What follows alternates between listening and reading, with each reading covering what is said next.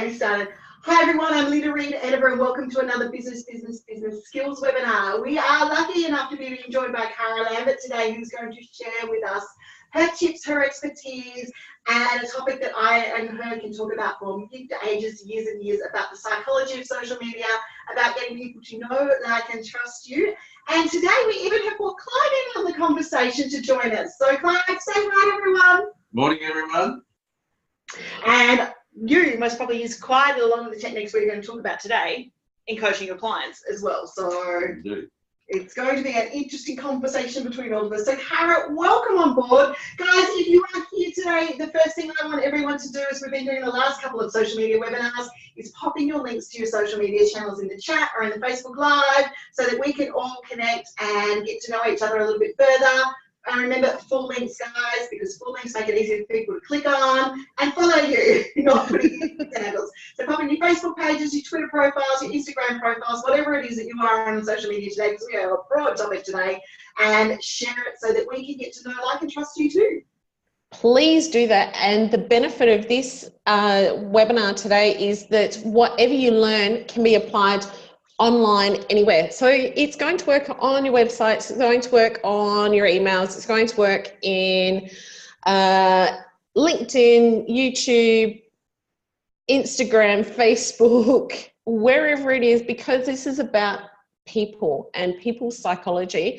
And as much as we'd like to think our psychology changes from platform to platform, it's actually just the persona, the outward impression of that psychology that actually changes. It's not the inwardly part of it. So for those who haven't heard me speak before, a little bit about myself, very little, so you know exactly where I come from. I actually hold a degree in psychology, and I have been working with online business since 2000. So this is something that I've got a pretty big back catalogue of. What I love doing is taking this psychological research. Geez, that's a long word in the morning. And you'd think I'd be used to saying it by now.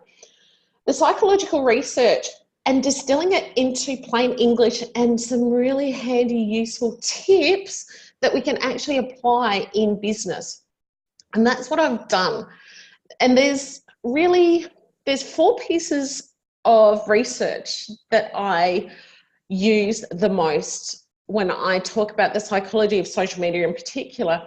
There's one in particular that I'm going to talk about today, and it's a piece of research that was done back in 2015 by a couple of researchers called, and they only use their surnames, apparently once you become a researcher you lose your first name, Ashley and Tuten, so it's T-U-T-E-N. So Ashley, if you don't have a notepad and pen, I strongly suggest you get one for this webinar. You're going to need it. And just make sure you follow the business website, because a lot of these will go up on the website, and you'll find the one that I did previously with the link. Yes, and we'll pop some links in from today to research and that sort of stuff. I'll get Kara to email it through and we'll pop them all in. Yep, and I do. I've got the research and some links for you guys that we can add later.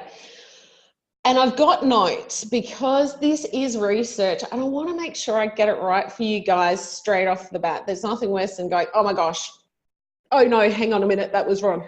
So I've got some notes here that I'm going to refer to. But like I said, our psychology doesn't change when we're online. It's still us. And too often when it comes to social media advice, the social media experts will tell you it's all about the platform, when realistically you're trying to connect to a person. So it should be all about the person. And that's why there's this shift of late to human-centered social media. But no one's talking about what that actually is, what that looks like, and how you get there. So the main thing that I'm talking about today is engaging online. And this is what Ashley and Tuten did. So what they did was they took the top 100 brands in the US and they looked at their online presence and what made their content more engaging than anybody else's. So Linda was saying earlier about know, like, and trust. And I know as business coach, we often talk about know, like, and trust. and how that really helps build a business and grow relationships and move people through funnels and things like that. What Ashley and Tootin said was that as our knowledge of a brand grows, as we know them more, so does our attachment to a brand. So the more we know a brand, the more we trust them. So there is science behind this. This isn't just something that business and social media coaches spout. There's actually truth behind it. Yeah, there's always a kernel of truth behind everything we talk about.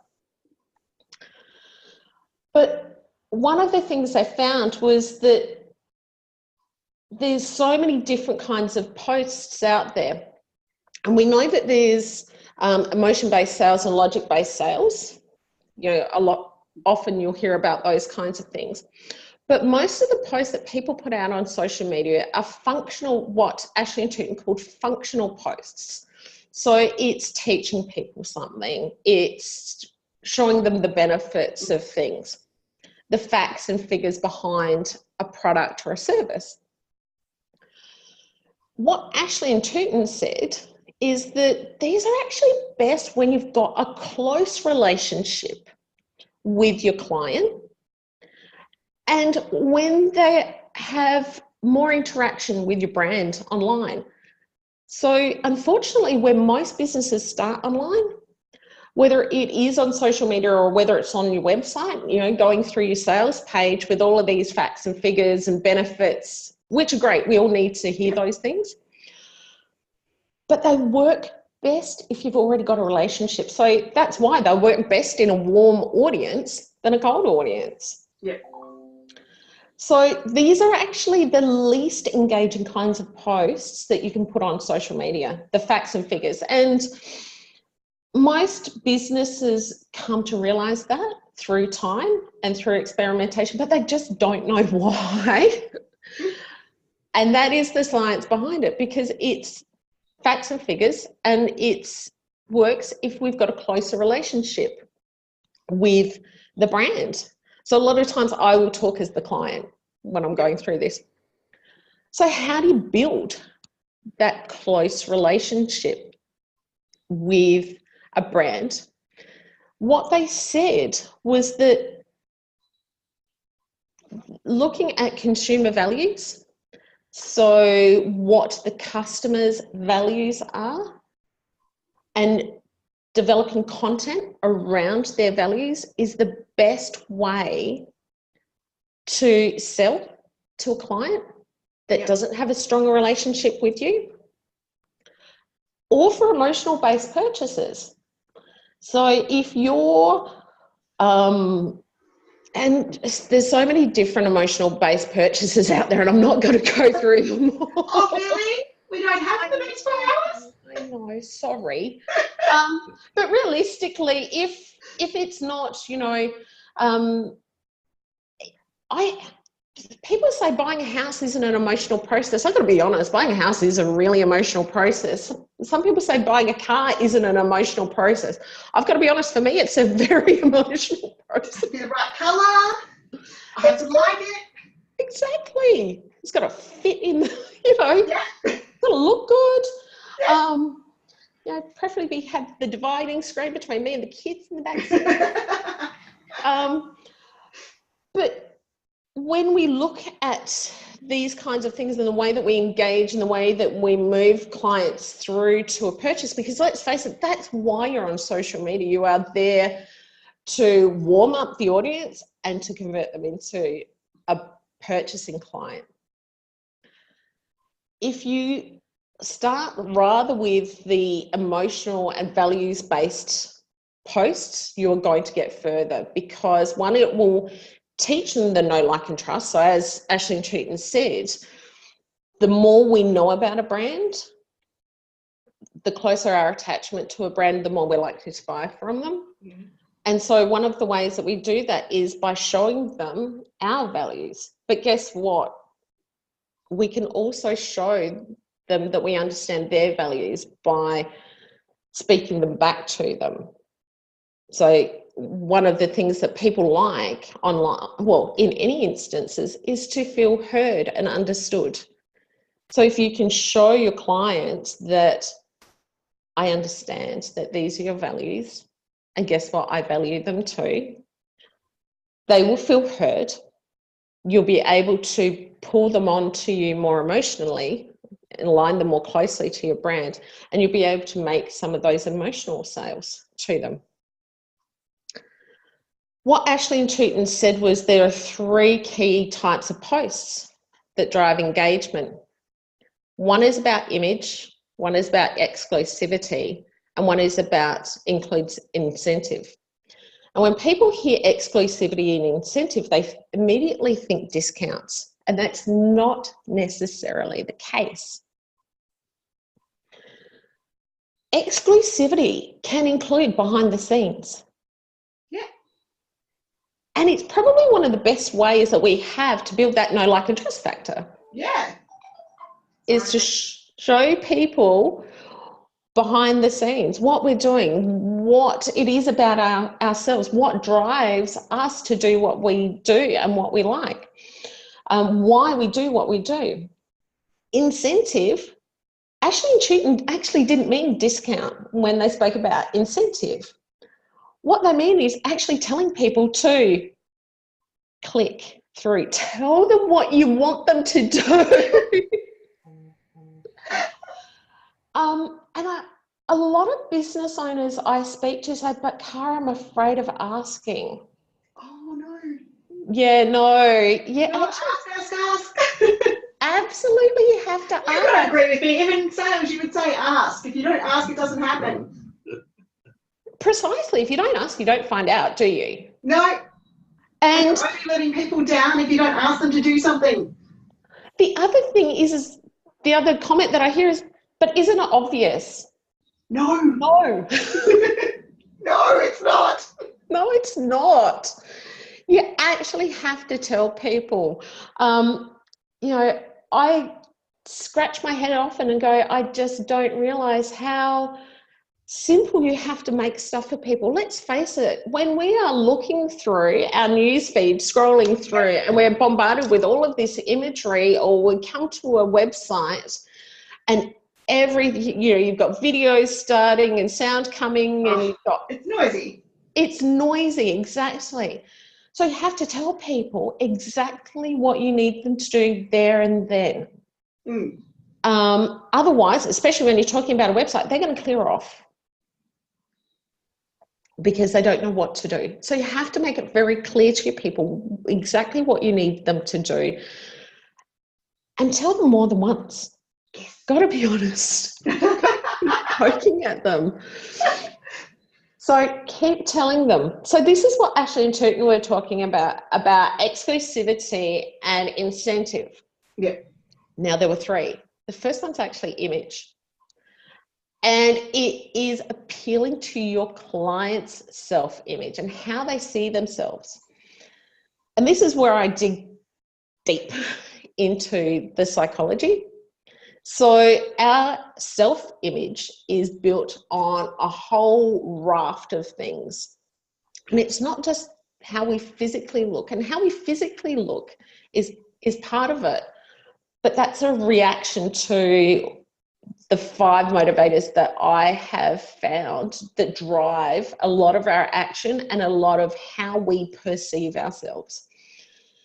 So we have them as business owners. Our business has them, our staff have them, our clients have them, and our online communities have them as well.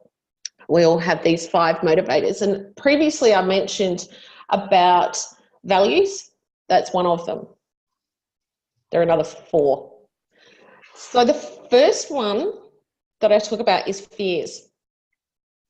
And the reason why I speak about fears first is because if you cannot overcome someone's fear, it's very hard to speak to them at a higher level. It's hard to talk to them about their values, like Ashley and Tootin pointed out, value-based sale or emotional-based sales. It's very hard to get them to think about their value system when they're actually just stuck in fear.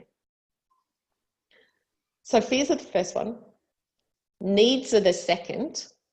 I use an analogy. It's not even an analogy, it's a story. I went shopping for a new toaster, and there was no way fears or values were really going to come into my decision to buy a particular toaster. It was grounded in the needs. It needed to have 4 slices. It needed the crumpet setting. It needed these things. It needed to have, brushed stainless steel to meet my image of what I wanted in my kitchen. So needs are the second one, because there's no point addressing, I didn't have any fears, and there's no point addressing my values or my belief systems around toasters because I was stuck in needs. The next one is beliefs. And if people don't understand what a belief is a thought that we hold as truth. So I believe in science and I believe in psychology. Not everybody else does. Not everybody else believes in science or psychology, and that's what makes it a belief. The next one is values. Values are universal truth. So it doesn't matter what your cultural background, what your religious backgrounds are, your education, everyone will see the same value and have the same overall understanding definition of the values. So honesty, love, family, they're all values and they're all the same globally. We'll have a global understanding of these things. And the final one is our goals, dreams, or ambitions. So when we're talking about engaging and driving engagement online, the first thing you have to talk about is your client's image. And what are those things that make up their image? Their fears, their needs, their beliefs, their values, and their goals, dreams, or aspirations. These are the things that build our self-image. So a lot of times I hear about business owners, and particularly female business owners, saying, I was told about fear marketing and it really doesn't sit well with me. Yuck. Yeah. And the thing is that fear marketing works. It does work. Yeah. But it's one of 5, ways that you can actually drive engagement or drive a sale. It's not the be all and end all, and it's a very low level marketing. It is low. Our fears are the lowest point that you can go. And it's a low point to tap into. But you can do it, and the fear of missing out is one fear, but the fear of not being as good as someone else, that's where I go, nah. Exactly. But you know what? If your clients have this fear of not being as good as somebody else, and you're a mindset coach. Beth has just said on the Facebook Live, there's creepy and then there's relatable with fear. That is true. That's so true. That is true. And that's the point that I was just making. If you're a mindset coach and person has a fear of comparison or imposter syndrome, well, then that's going to work for you. You're going to have to address those needs first. A lot of times as a business coach, my clients have a fear of not making enough money. Yep.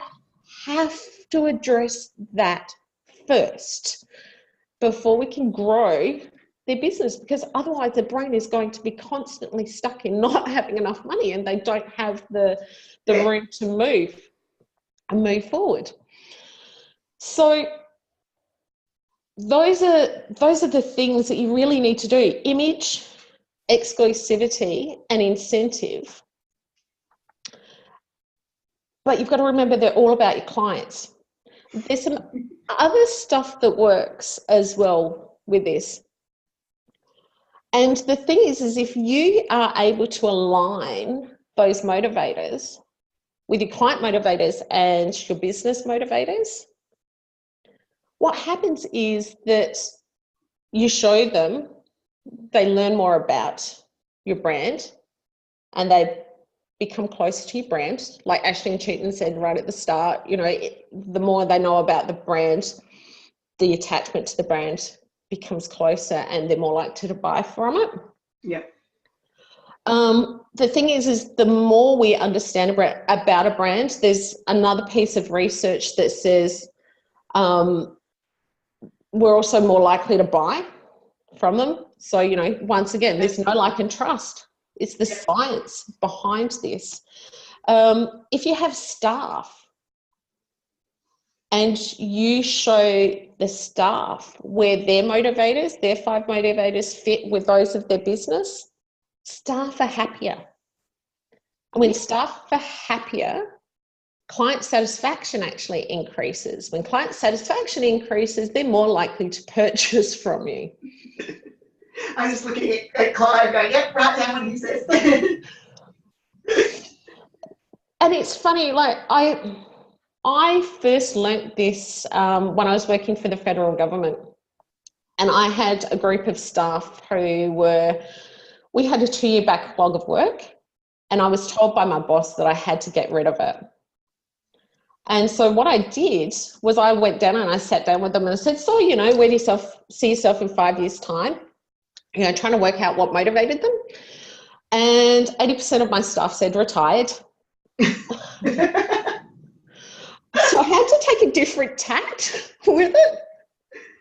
So what I found out was I looked at what motivated them, what was their self-image, what was their legacy that they wanted to leave, what was their outwardly expression of themselves, and what were their 5 motivators. When I showed them how that fitted with the agency, within 3 months, the backlog was gone. I'd given them more work because they actually wanted to do different tasks. So I added to their workload. I didn't increase the hours and I didn't increase their pay because that doesn't actually matter. And our client satisfaction increased as well. So I've seen this work in corporate enterprise in a group of disenfranchised, utterly, you know, a group of staff who you'd think would be incredibly difficult to motivate because they were just clock watching until they walked out the door. It works. And there's this science behind it that says, guess what? If you understand these 5 things and use it online to speak to your audience, you'll draw them in closer. If you use it with your staff, they will be happier and they'll be able to service your clients better. And guess what? Your clients will be happier and they will buy more. So understanding these 5 motivators really help you to, with your language online, with your your Facebook posts, your Instagram, your LinkedIn, your videos, your sales pages, all of these kinds of things. Understanding this really gets you speaking to what drives the person that you're trying to sell to. And this is what Ashley and Tootin said. You've got to understand their self-image. You've got to give them something that they can't get anywhere else, and that doesn't have to be a discount. And you've got to tell them what to do. Again and again. Again and again. Absolutely. Absolutely. So one of the things that I often talk about when it comes to psychology, especially online, and as a parent of a teenage girl, this is one of the things that really shocks me. So this was a piece of research that Buffer did. And I love Buffer. Buffer is one of my favourite tools.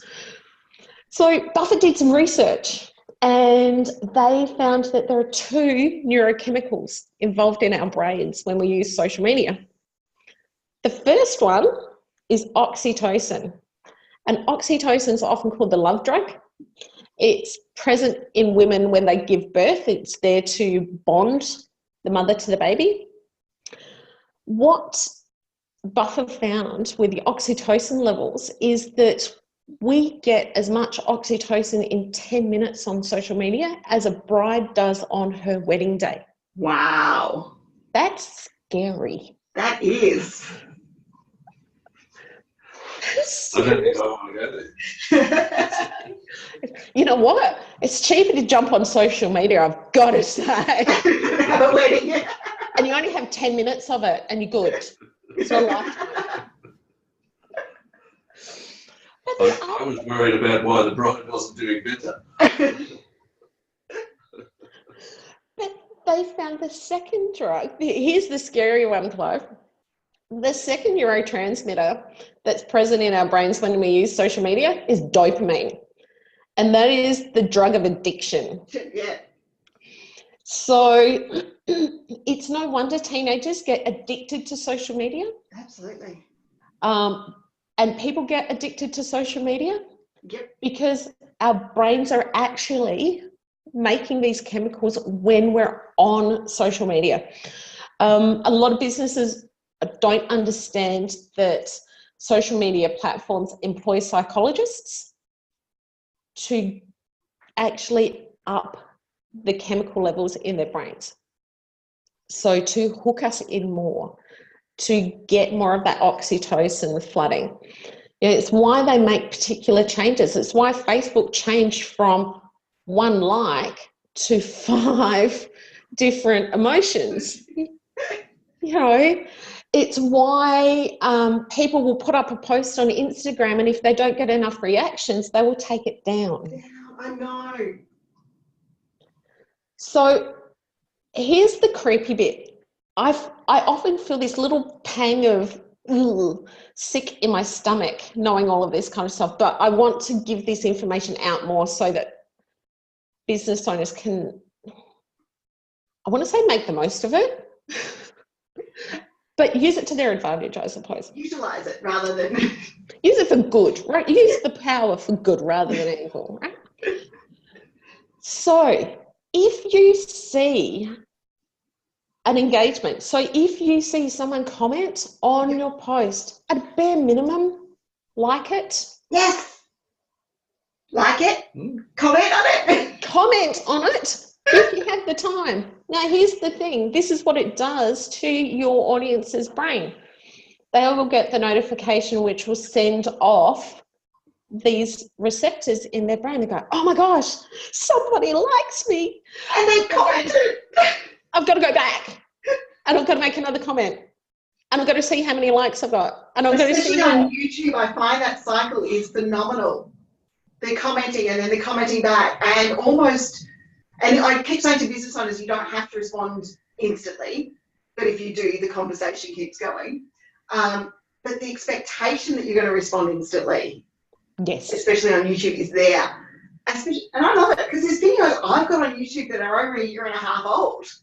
And people come back and comment and they're like, thank you for commenting. Thank you for responding. But you would be surprised how much that response to someone means, guys. It's really, really important. Yeah, and you're hooking them in. You're building that relationship. You're building that trust. You're drawing them close to the brand. Remember what I said right at the start? The closer someone is to your brand, the more likely they are to buy from you. And Clive, you experienced that even in face-to-face networking over the last 2 days because you were so Clive went to a face-to-face event and I think you turned into the BBB man rather than Clive. I did. I suddenly stopped being Clive Enever, business strategist and became Clive from business. In fact, one particular person right at the end of 2 days finally figured out who I was. Oh, you're that Clive! The BBB.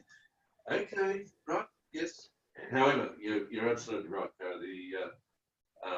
All of those drugs, etc., are being set up in our brain as we're having conversations with people on a daily basis. However, we tend to be talking 1-to-1 or 1-to-2 rather than 1-to-40. Yeah. So there's not the stimulation to generate the endorphin and what have you. So those things are happening no different on social media than they are in the face-to-face. It's just that it appears different just because we're not actually looking somebody in the eye as we're talking by going do, do, do, do, do. Absolutely, but we're still having the same impact. And that's why Linda was saying, with YouTube, it happens so quickly. And it is like that one-to-one conversation because you're still triggering those chemicals in their brain that they would get face-to-face with somebody. So that's the reason why it's important to do this. And I like to teach people the science that sits behind this, because so often we hear, you should do this, you should do that. I don't know about you guys, but I like to know why. Why, exactly. I was training Facebook on Friday, and I was saying that to people too about why we're engaging and why we're having that conversation with someone, rather than just literally having the conversation because some social media, and you've heard me say this before, and I'm pretty sure we've said this in our last webinar, just because someone else is doing it doesn't make it right. No. So it's about looking at what's going to work and engaging with those people, but not just doing it because someone told you to, but understanding the actions that you take on social media. And I think in this day and age, so many business owners, they want to be trustworthy, they want to be transparent, they want to, I'm trying to think of the other word that goes around the traps. The authentic word. Authentic. Yeah, that's the word. And the thing is thanks. The thing is by aligning these things, it actually makes it's easier to be authentic. Yes. By aligning what motivates you and your business with what motivates your audience, guess what? You've got these common threads. Yep. I talk about, it's like sitting down next to somebody at a bar or at a networking event, and you start with the common threads, some piece of commonality, and as the greater number of common threads you have, the greater the relationship and the stronger the relationship becomes. So this is exactly the same. The more commonalities you can show your community or your clients that you have with their motivators, the stronger the relationship becomes. So sitting down and working out what motivates you, your business, your clients, your community, your staff, if you have staff, you're then able to be authentic. You're then able to be transparent. You're then able to speak to them how they wish to be spoken to. You're then able to appeal to their self-image. You're then able to build those relationships, draw them closer. All of these things that we want, and this is the science that sits underneath it. Yes. Awesome. So, yeah. Clive, you've been really quiet. Do you have any questions? I have two of these. That is true. Two of these, one of those. And he is learning today because social media is in his area of expertise. I think if we drag the whole message right down to the nub of it, as they used to say, it's having a conversation, and it's just having a conversation, but we're using a different platform rather than a face-to-face conversation. There's absolutely no difference if you want to sell something to somebody when you're face-to-face than if you're doing it on social media, except the platform. It's how do you get the message across, what is it you need to know about your prospective customer, and what is it that the prospective customer needs to know from you, about you, et cetera, et cetera. And as long as we follow the same old formula, the same old thing happens. That is, some people don't buy from you, and those who are aligned with what it is that you do buy from. And if I can just pick up on the authentic, I don't have an issue with authentic. It's just being banded around, that's all, a lot. If you're authentic. If you want to go out there and pretend that you're authentic, hello, it ain't going to work. If you are authentic, you don't have to. So you just do, and it works. And that's the be all and end all of the whole show. I think you just got our reason why we don't like the word. That is the reason why I don't like the word authentic. Yeah, if you want to pretend that you're something that you aren't, that is, that you don't live by, it's not going to work. And the research that you referred to is actually saying that. it's saying that you need to be able to satisfy these needs. Well, if you're going to try and satisfy these needs by making something up, woohoo, it's magic. It's not going to work. If it's real and the real things satisfy those needs, you have buyers. If we look at, why do people click on things? Well, you've got to tell them that this is the process, you're here, and now that you like it, you have to click on here to buy. And we have something like 87% of carts left at the checkout. Why is that? Because you stopped reminding people what it was that they started this process for in the first place. It's no different to a face-to-face sale. If somebody says, yes, I want to buy this, you have to help them through the process. You don't go, okay, you can take it from here. They don't know the process. Hello. And who's come to say, doesn't it all come down to showing and posting what you would like to see when you're scrolling and behaving like you would like to be treated? And be the change in the world that you want to see. I think that's just same thing, different way of saying it. I would say yes and no. I was going to say the same thing. It depends on your client base. It depends on your client base, because this is not about the business owner's image. Yeah. You are not necessarily always your ideal client. No. Quite often you aren't your ideal client, because your ideal client, especially in my case, in your case, and even Clive's case, our ideal clients are at least 20 steps behind where we are, because they're wanting to learn from us. So we need to go back to the absolute basics, the stuff that we know in our guts, the stuff we know and we trust. I say this, and you say it too, Kara, we both say it. The stuff that we know is second nature, and that's what we need to teach our people first. Absolutely. And that is precisely why you have to tell them what you need them to do, because what we know instinctively, what we do and we know in our gut is not instinctive to our audience. No. So that is why you have to give them an incentive, tell them what to do, and you have to appeal to your clients' motivators. Ashley and Chuton said it's about their image, not yours. So, look, and guys, I'm going to be really honest. I did it, and I wanted to be honest about this. And Kara, you and I spoke about this beforehand. I did a Facebook Live this morning, and not everything is going to work perfectly for you on social media. I got smashed, and I will say this in all honesty. I got smashed by some trolls that came through this. Now, my level of being authentic, or whatever you want to call it, is I left that video up. It would have been really easy for me to have deleted it and not provided the value that I wanted to do. And in the end, I ignored the comments. I just went on. But, I know I was distracted. And it's most probably not the most valuable Facebook message on Twitter, but it got the points through. But the reality of it is, guys, that's going to happen. And my level of being authentic is to leave that there so that you can see it, and so that Facebook can see it, because I did report, that was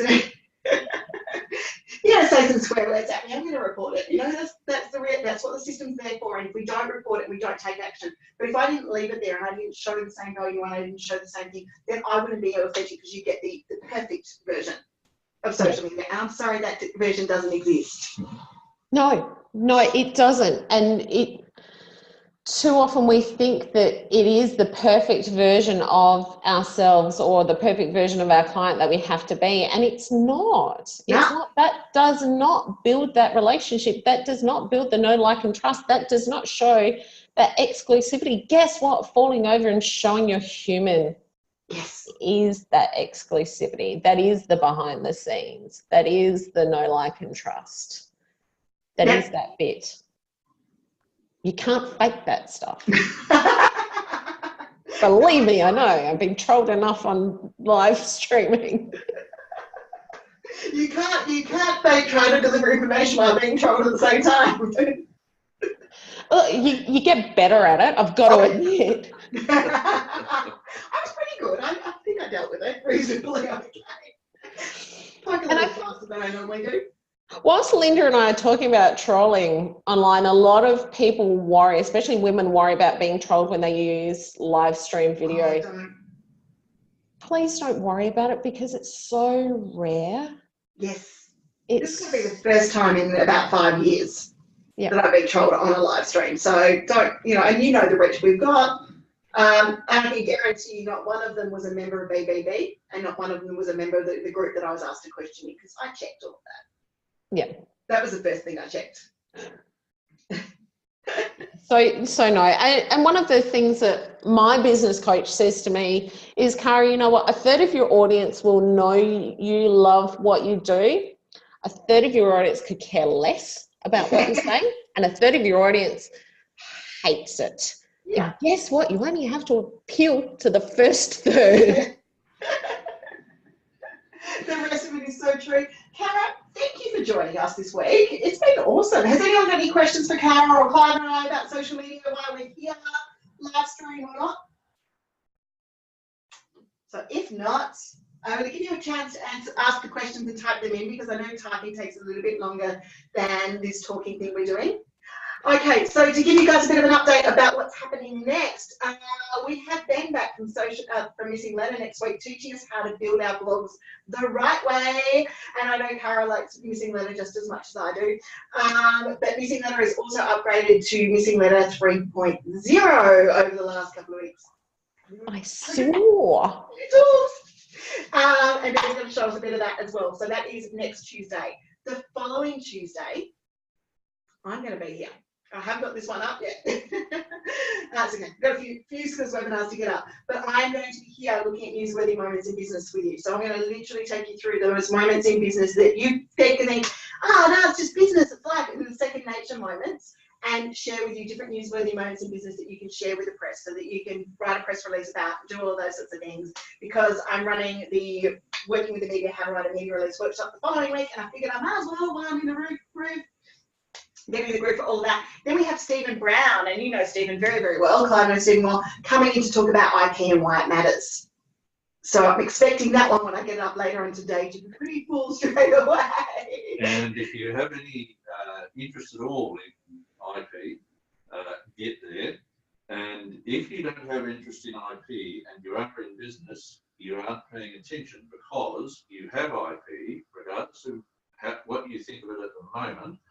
It is valuable IP, and he is the #1 authority on IP, at least in this country, at least in my eyes. The guy gets invited to places like, was it Vienna? Yeah, and Dubai, I think. Yeah, and Dubai. And New York and that sort of stuff. Talk about to IP. go and speak to lawyers and others involved in IP to get them up to speed. This guy you pay attention to. And he's going to deliver it, guys, in a way that you can understand. And that's the biggest thing when we bring in a skills webinar is we want to help you understand and learn more stuff about what you do. So I will have all of those up on the skills page later on today, because that's my next job, is to get them up all up onto the skills page. Ben's one's there, the next one is there. Yes, I'm one webinar ahead. And that will help you learn those skills and that sort of stuff. So there's lots coming up. Kim said, I was wondering if Kara has an idea on which is the most common motivator by any chance, any stats on that interesting subject. Kim, it really depends on the industry. So a lot of business owners, so for me, my most common motivator that I see in my clients is the fear of not making enough money. Yeah. That is the most common one. So it really depends on the industry and your client base. You know, parents are going to have very different set of fears when talking to a parent based business versus, you know, a tradesperson. So I'd love to say there's one, but there's not. And that's the reason why I tiered them. Yes. So fears are really going to be the ones that you're going to have to understand first and need second, and go through those. Fantastic. Great question, Kim. Thank you. Okay. Well, I think that's pretty much it. I think we've answered our questions. We've got that, and we've got time to spare. We did it well. 3 talkers, and we did it in under an hour. That's because we do the interview kind of style. Though I feel like I I do talk, like I said, mouthful of marbles. Okay, it's all a good conversation. Now, guys, we are actually lining up interviews for Kara on Clive's podcast, which we fingers crossed will have launched next week. I have him on camera saying it will launch next week, so there we go. Yes, well, I am off to the US for Social Media Marketing World in a fortnight. Again, I know, feels like I only just came back. I have to pack my bags and go with Kara one year. You will. We'll have so much fun. The Australians are getting a little bit of a reputation over in San Diego when we go. I was going to say, you combine me with the Thinkific boys as well, where I'm in real trouble. Yeah, so I'm off in a fortnight, and I'm really looking forward to not just hearing from some of the world's best social media practitioners and thought leaders, but also learning some skills. I'm particularly interested in LinkedIn at the moment. Ah, awesome. So yes, I'm looking forward to learning a little bit more. If you didn't see last week's webinar, Joe was on LinkedIn, so I will link up. Yeah, it was a pretty good one. We had a great deal of fun. There's a robot video going around that Joe did after the webinar where she's got blue lips and I've seen that. it came from the webinar. We are so fortunate to have Jo Saunders here in Australia. She actually normally speaks at Social Media Marketing World on LinkedIn, but was unavailable this year. So yes. So yeah, we are very fortunate, and we've got Donna Moritz as well. So she's great. Hey. She's back over in the US speaking again. So she's over talking Pinterest, I think. Donna Moritz speaks about. So awesome. So guys, if you want to see the behind the scenes stuff, that knowing, that liking and trusting, follow Kara. Kara, can you pop your links into the chat? Yeah, I will. Social media as well, because Kara's behind the scenes moments when she's at Social Media World are exactly what we've spoken about today. The know, like and trust, and bringing you up to date with what she's seeing is exactly what you want to see. It's going to be the best case study you can watch. No pressure. Yeah, no, none whatsoever. So yeah, I do a lot of behind the scenes stuff on Facebook and Instagram stories. So you'll catch a lot of stuff there. That's my Instagram stories is one of my favorite places to show behind the scenes stuff. Awesome. We'll be following. Okay. Thank you everyone for joining us. It's been a great skills webinar. I hope you picked up some really good tips about the psychology behind what we've been talking about, and it ties in really well to the LinkedIn stuff we spoke about last week with Joe, the Instagram stuff we spoke with Megan from Reed-Enever, and it's going to tie in incredibly well with the blogging stuff that we start to talk with Ben about next week. Oh my gosh. And it's even going to tie in with that press release stuff we talk about. So it is all working together. So head to business.com.au/skills. Our webinar replay will be up by around 6 p.m. tonight, depending on how the internet gods play with me. Just like the Facebook gods, they have to play nicely to get everything to work. And I wish you a great week ahead, and look forward to seeing you around the group. And if you have any questions, either ask on the Facebook Live here or comment on the post when we get on the replay when we get it back up on the site. And Kara and I'll hopefully get a chance to answer them for you and engage. So we know, like, and trust. Thanks, Kara. Thanks, Clive. Thanks, Linda. Bye. Thanks, everyone. Bye. Have a great week.